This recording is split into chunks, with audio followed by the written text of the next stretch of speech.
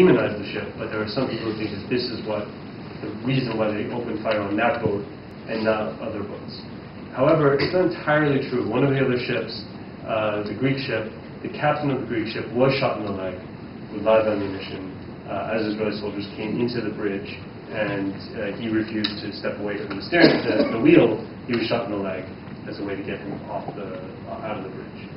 So, yeah, I mean, I think that answers most of the question. Sure.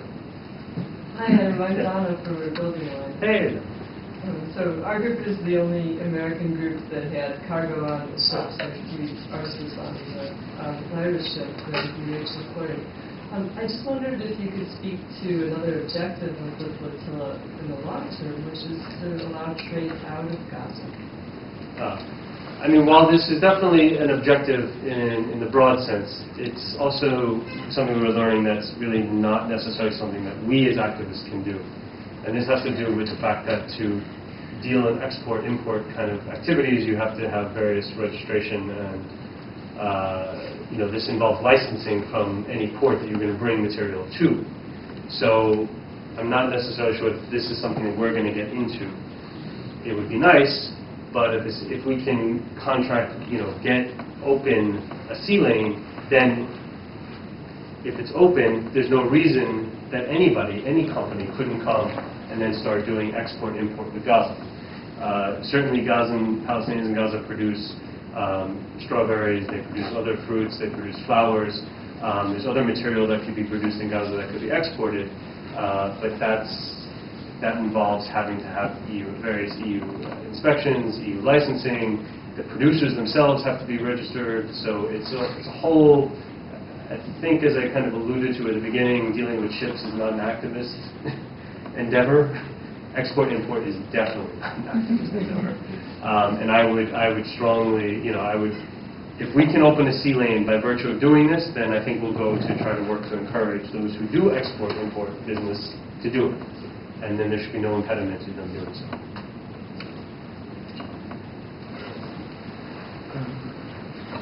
Two questions. One, there were reports I heard that some of the Israeli commandos had sheets of photographs, names and photographs of people, individuals that they seemed to know were on the boat that were being targeted, either to be harmed or to be arrested. I was wondering if that is true. And also, is there any video that was smuggled off that has not yet been seen? There has been video that was smuggled off. A lot of it's been seen and put up online. Culturesofresistance.org. Filmmaker Yara Lee got stuff off. Some other people did. As far as I know, nothing yet that we have that hasn't been shown, as far as I know. But again, there were so many people on board, it's hard to... I can't speak for sure about everybody. In terms of the list, yes, the commandos, and this is true in previous missions too, commandos have lists of pictures with names of people who are on the ships, partially because we provide that to them. It's all public what we do, who's coming on board the ships. It's not that they need any intelligence to figure it out. It's not that these are targeted lists for them to target. First of all, everybody's detained off the ships, so it's not an arrest list. And then furthermore, it does seem to be that the people who are on there are the high-profile people, the MPs, the celebrities, people like that we put on the ships. And it seems to be that this is the people that the commandos know to kind of treat better, actually. So the opposite of a hit list, in a sense. Is like, don't shoot the German MP, that'll be really bad. That seems to be what those lists are about. On a previous mission, the one I was on, the three names on there were mine, Hueda's, and Mairead Maguire, the Nobel Prize winner from Ireland, because ostensibly we're the three highest profile people on that ship. So it does, but again, on our ship, for instance, the way it worked out, we only had 28 people. It wasn't really hard to figure out who we were and to just make sure that nothing too bad happened to us, I guess. Yeah, that's what that seems to be. You mentioned you're working on getting a U.S. congressman or member of the Congress on the U.S. boat. Is there anything we can do? Is there someone you need to write to, or how can you mobilize people to help you with that, or is that an early stage thing or a late stage thing? I mean, I think it certainly helps. We're still at the early stage of that because until now we still don't know, for instance, for the U.S. boat, we don't know how big it's going to be. So we don't know how many passengers will be on board. But certainly, I would suggest contacting the U.S. boat to Gaza organizers, or you can talk to Donna, about who we might target for inviting a congressman. Like, for instance, we're probably not going to invite Brad Sherman, the representative for California, since his initial reaction was to demand that we all be served the death penalty for doing it. He's since retracted that statement, but, he's probably not somebody who we'd bother trying to get convinced to come on the boat. Somebody like Brian Baird, who is retiring, he's the congressman out of Olympia, Washington. He's obviously somebody we might think of. What's his name from Minnesota? Keith Ellison.